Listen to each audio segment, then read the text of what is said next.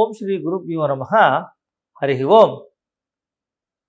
2025 November ರಾಶಿ ಫಲದಲ್ಲಿ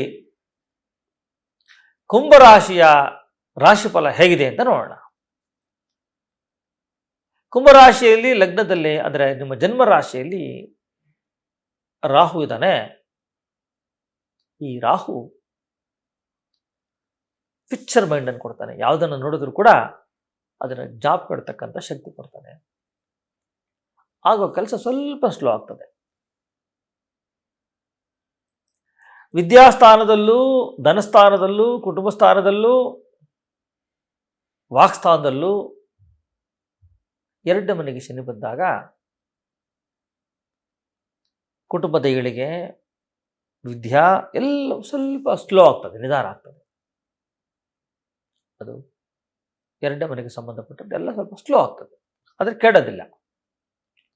ಇನ್ನು ಆಸ್ತಿ ಏನಾದ್ರು ತಗೋಬೋದಾ?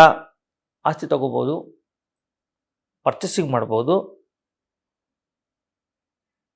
ಮಕ್ಕಳು ಮಾತು ಕೇಳ್ತಾರೆ, ಮಕ್ಕಳೇನು ತೊಂದರೆಗೆ ಈಡಾಗಲ್ಲ. ನೀವೇನಾದರೂ ಸಂತಾನಕ್ಕೆ ಯೋಚನೆ ಮಾಡಿದರೆ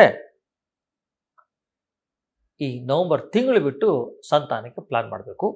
ಈಗ ಅದು ಶುಭ ಸಮಯ ಅಲ್ಲ. 6ನೇ ಮನೆಯಲ್ಲಿ ಗುರು ಸಂಚಾರ, ಅನಾರೋಗ್ಯ, ಭಯ, ಚಿಂತೆ, ಪ್ರಾಣ ಭಯ, ಹಣಕಾಸು ನಷ್ಟ, ವೃಥ ತಿರುಗಾಟ ಇವೆಲ್ಲ ಆಗ್ಬಿಡುತ್ತೆ. ಆರೋಗ್ಯದ ಕಡೆ ಗಮನ ಕೊಡಬೇಕು.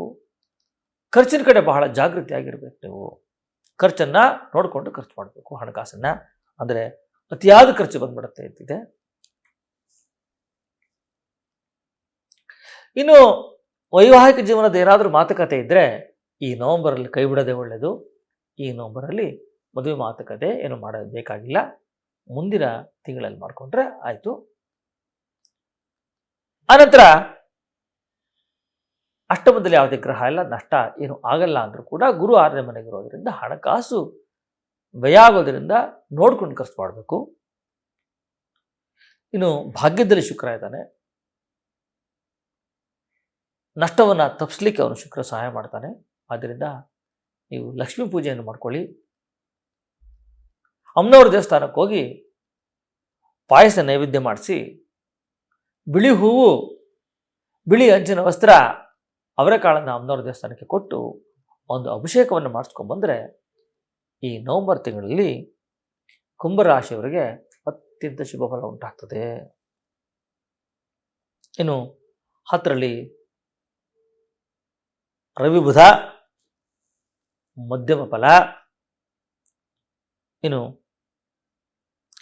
ಆ ಕುಂಭಕ್ಕೆ 12ನೇ ಮನೆಯಲ್ಲಿ ಯಾರೂ ಇಲ್ಲ, ಗುರು ಒಬ್ಬನೇ ಬಲಹೀನನಾಗಿರೋದು. ಅದಕ್ಕಾಗಿ ನೀವು ಹೇಳಿದ ಪರಿಹಾರಗಳನ್ನು ಮಾಡ್ಕೊಂಡಿದ್ದೆ ಆದರೆ 100ಕ್ಕೆ 99 ಭಾಗ ನಿಮಗೆ ಶುಭ ಆಗುತ್ತೆ ಈ ನವೆಂಬರ್ ತಿಂಗಳು ಅಂತ ಹೇಳಿ, ನನ್ನೆಲ್ಲರಿಗೂ ಕೂಡ ನಿಮ್ಮೆಲ್ಲರಿಗೂ ಈ ಕುಂಭರಾಶಿಯವರಿಗೆ ಸರ್ವತ್ರ ಭಗವಂತ ಒಳ್ಳೇದು ಮಾಡಲಿ ಅಂತೇಳಿ ನಾನು ಕೂಡ ನಿಮ್ಮ ಪರವಾಗಿ ದೇವರಲ್ಲಿ ಪ್ರಾರ್ಥನೆ ಮಾಡ್ಕೋತೀನಿ. ಒಳ್ಳೆಯದಾಗಲಿ, ಶುಭ ಆಗಲಿ. ನಮಸ್ಕಾರ.